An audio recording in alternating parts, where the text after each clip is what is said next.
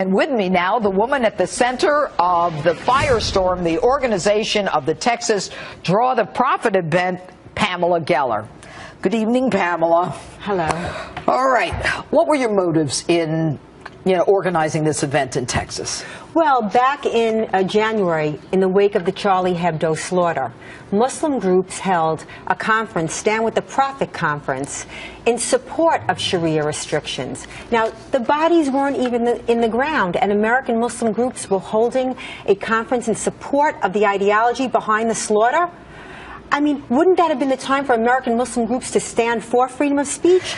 But they don't believe in it as it relates to their religion. So you have this Draw the Prophet contest. In the same spot, in the same room, in the same venue, we had a conference standing for freedom of speech. But by having a contest where there will be provocation, where they, in drawing Muhammad, are not only insulting their prophet, but is considered blasphemy, punishable by death. Yes. Were you worried that anybody there might be hurt? Well, listen, I've been having conferences like this for years. I've always had to have protection because of death threats. So this was protected like all of our conferences are. But I am not a Muslim, Judge. I don't adhere to Sharia law. And I think the eagerness of the media to kowtow and to impose the Sharia and to punish any of those of us that say no is extremely disturbing and dangerous. I don't think this conference was dumb. I think it was necessary. I mean, now. Well, what about the fact that, your critics have accused you of being almost as bad as the jihadists? Let's take a look at this. What they want a holy war. So Pamela Geller can contribute to getting us to that place, or social change can come from love. It can come from treating people as Christians are instructed to treat people. But they want a holy war, she's playing into their hands. So actually her agenda is aligned with their agenda. Had you heard that one?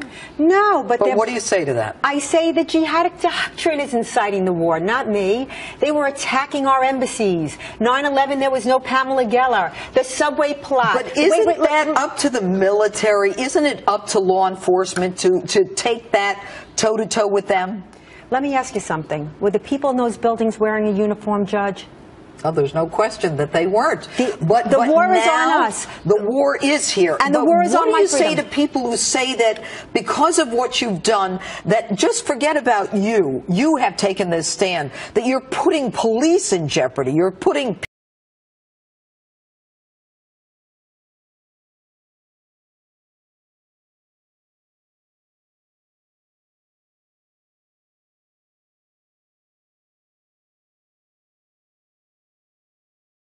Times Square bomber, the subway bomber. Look, if you heard my open, Pam, you know where I'm coming from. I'm not blaming you. But what I'm trying to do here is to explain to viewers, your position is based on your feeling that you need to bring this issue to the public? It's not a feeling. It must be done. We're abridging our freedoms so as not to offend savages. I'd like to know why the hate that was directed at me was not directed at the Fort Hood jihadi, not directed at the Times Square bomber, not directed at the Christmas Day bomber, not directed at the Christmas tree bomber. I can name, we don't have enough time for me to name the 25,000 deadly Islamic attacks since 9/11, each one with the imprimatur of a Muslim cleric.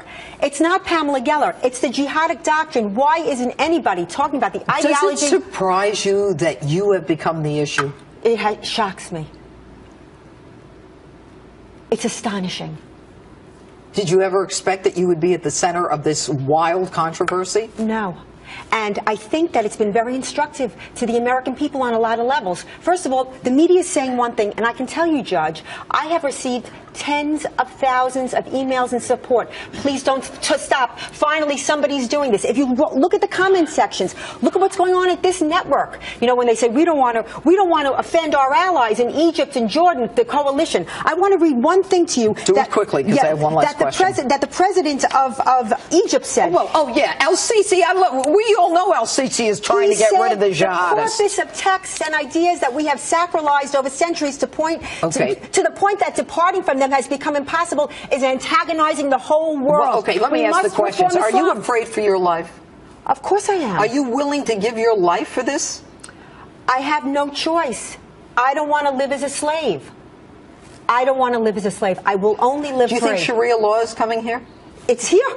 We're watching it in action. I'm dumb. I'm insightful. I didn't make the cartoons controversial. The jihadists made the cartoons controversial. Pam Giller, thanks for being with us this evening. Thanks for having me.